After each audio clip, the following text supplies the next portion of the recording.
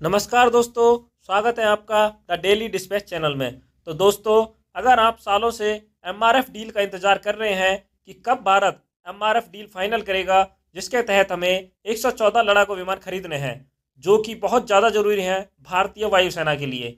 इस डील पर सबसे बड़ी खबर आ गई है 2024 की। खबर यह है कि बोइंग, जो कि एक अमेरिकी हथियार निर्माता कंपनी है और ओवरऑल पूरे वर्ल्ड में देखा जाए तो दुनिया की दूसरी सबसे बड़ी हथियार बनाने वाली कंपनी है, उसने अपने F-15 ईगल लड़ाकू विमान का प्रस्ताव बनाकर भारतीय वायुसेना को भेज दिया है, जो कि इस डील में एक ह्यूज स्टेप है। हालांकि आप इसे F-16 से कंपेयर मत कर लेना। F-16 एक छोटा लड़ाकू विमान है जो कि सिंगल इंजन के साथ आता है। यह F-15X है जो कि डबल इंजन के साथ आता है। और इसकी सबसे खास बात यह है कि आज तक का इसका रिकॉर्ड है कि इसने इस जितने भी युद्ध लड़े हैं, चाहे आप इराक का युद्ध ले लो, इसके अलावा सीरिया का युद्ध ले लो, या फिर इसराइल का युद्ध हो, बहुत सारे युद्ध इसने लड़े हैं और आज तक कोई भी दुश्मन देश इसे मार कर नहीं गिरा पाया है। जी हाँ, इसका यह रिकॉर्ड है कि इसे बैटल में यानी कि युद्ध के मैदान में मार कर नहीं गिराया गया, इसलिए इसे कई बार अजय लड़ाकू विमान भी कहा जाता है। तो यानी ये लड़ाकू विमान तो शानदार है ही, लेकिन अब बोइंग ने जो प्रस्ताव भारतीय वायुसेना को भेजा है वो इससे भी ज़्यादा ज़बरदस्त है। एक बार को इस प्रस्ताव ने राफेल को भी पीछे कर दिया है। कैसे? चलिए मैं आपको बताता हूँ। दरअसल जैसा कि मीडिया रिपोर्ट्स में बताया गया है, बोइंग ने भारत को कहा है कि अगर आप F-15 लड़ाकू विमान को लेते हो तो कंपटीशन में जितने भी लड़ाकू विमान हैं, चाहे वो कोई 30 हो, 35 हो, चाहे वह आपका राफेल हो, चाहे हमारा ही F-18 सुपर हॉर्नेट हो, चाहे यूरो फाइटर टाइफून हो, कोई भी लड़ाकू विमान ले लो, यह सबसे ज़्यादा पावरफुल लड़ाकू विमान है। इस लड़ाकू विमान की रफ्तार सबसे ज़्यादा है और ख़ास बात, जितने भी लड़ाकू विमान हैं उन सब के मुकाबले कहीं ज़्यादा हथियार ये कैरी कर सकता है। कहा यह भी जाता है कि अपनी फुल कैपेसिटी पर ये राफेल से लगभग 50% ज़्यादा हथियार लेकर चल सकता है, यानी कि दुश्मन पर ज़्यादा बमबारी कर सकता है। उससे भी खास बात, जितने भी कंपटीशन में लड़ाकू विमान है उन सब में ये सबसे ज़्यादा सस्ता पड़ेगा। इतना ही नहीं, बोइंग ने यह भी कहा है कि आपके जो राफेल हैं, इसके अलावा दूसरा लड़ाकू विमान है यूरो फाइटर टाइफून, इन दोनों के मुकाबले तो बहुत ही ज़्यादा कम कीमत होगी इसकी। और सबसे खास बात, बोइंग ऑफर यह भी दे रहा है कि फर्स्ट डे से आपके पास जितने भी आपके देसी हथियार हैं, जैसे कि अस्त्र मिसाइल हो, ब्रह्मोस हो गई, वह सब आप इसमें लगा सकेंगे फर्स्ट डे से। और उससे भी बड़ी बात यह कह रहा है बोइंग कि हम इसमें इंडिया स्पेसिफिक एनहांसमेंट भी करने को तैयार हैं, जैसे कि आपके हिसाब के जो एविनिक्स हैं वो हम इसमें लगाएंगे। इसके अलावा जो कम्युनिकेशन सिस्टम है वो भी आपका हिसाब का इसमें देंगे। और इसका सबसे बड़ा फ़ायदा यह होगा, युद्ध के मैदान में मान लीजिए राफेल हमें भेजना है, साथ में F-15 भेजना है, इसके अलावा तेजस भी हमें भेजना है, तो हम तीनों को भेज पाएंगे। तीनों आपस में बहुत आसानी से इंटीग्रेट हो जाएंगे, कुछ भी फ़र्क आपको पता नहीं चलेगा।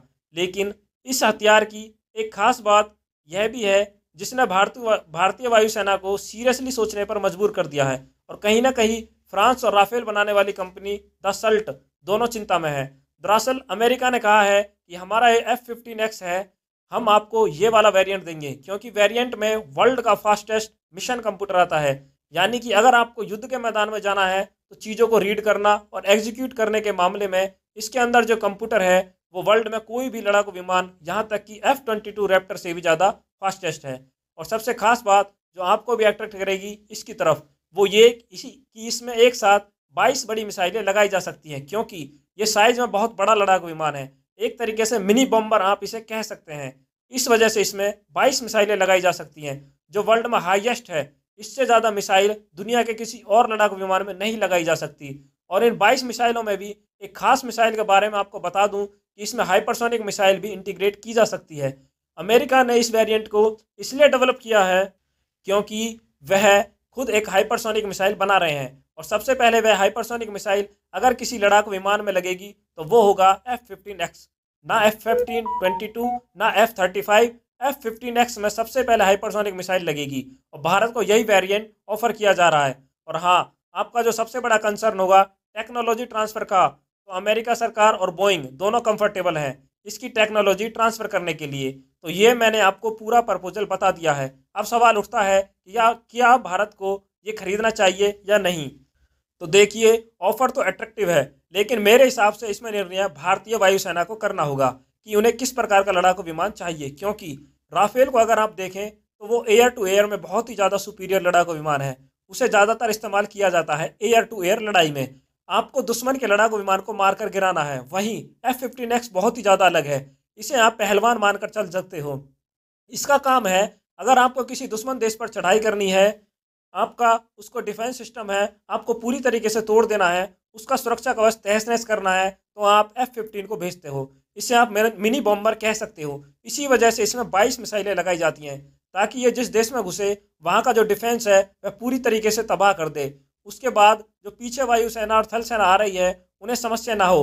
हालांकि एयर टू एयर में बढ़िया है, इसलिए तो आज तक इसे युद्ध के मैदान में मारकर नहीं गिराया जा सका।